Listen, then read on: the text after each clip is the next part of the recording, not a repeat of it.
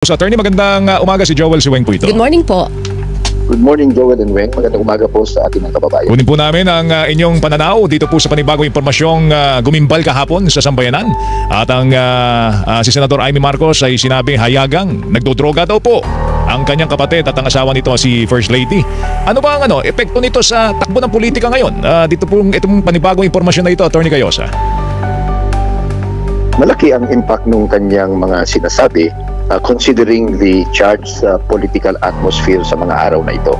At lalong-lalo na, yan ay kanyang binodcast dun sa rally ng Iglesia ni Cristo for Transparency and Democracy daw. So, ito ay isang rally na pagbabatikos sa katiwalian sa gobyerno ngayon at may mga different political sides and political actors involved.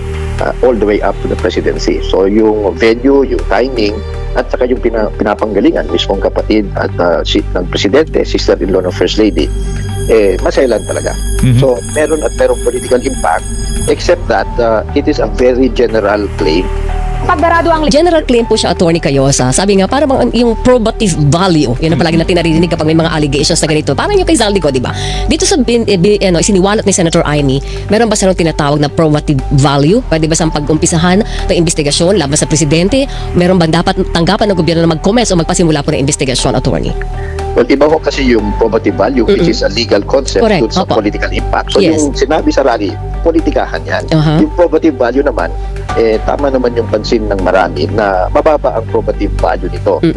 Dahil in a legal concept at saka yung ebidensya, kung pinag-uusapan legalidad, yung pag-iimbestiga, impeachment, ombudsman, PIDEA at sino-sino mga ahensya ng gobyerno na law enforcement agency, mababa yung probative value. Kasi number one, very general. So nakakatulong sana, mas maganda sana kung magsabi siya ng specifics. Diba? Kailan ito? Kasi matanda na yung presidente, matanda na rin ang First Lady, senior citizen na yan. Baka naman yung pagdodroga, technically correct kasi bata pa siya, hindi naman niya sinasabi kailan ba yan. So, for it to give rise to a formal investigation, kinakailangan magbigay siya ng detalye at magbigay din ng either corroborative mga statements o kaya ebidensya supporting it aside from the mere general declaration. So kung halimbawa po, Attorney, na magsabing dapat gamitin itong basihan sa impeachment complaint laban sa presidente. Una, may binabanggit si Senator Amy kahapon na 2016.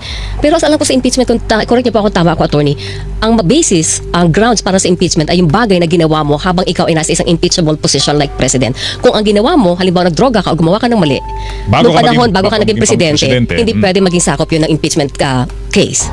Yun ho ang existing jurisprudence. At logical naman yan, sapagkat yung impeachment is to hold you accountable for a particular position na pwede kang tanggalin doon.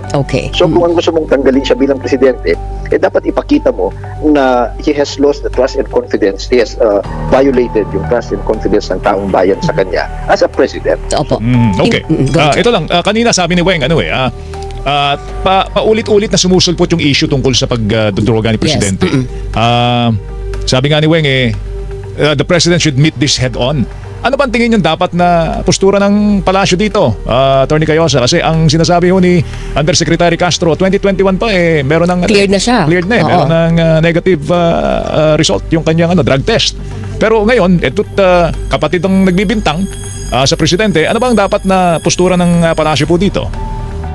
Well, maaari namang sabihin nila na we don't need to glorify that statement. Walang basehang hindi totoo yan. Period. So, pwede yun. Pwede rin nilang sabihin na hindi totoo yan. Meron na akong updated drug test, cleared ako.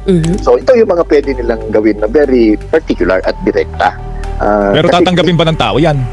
Well, paano natin malalaman sila who would say yan? Kundi yung mga professional, mga doktor, di ba?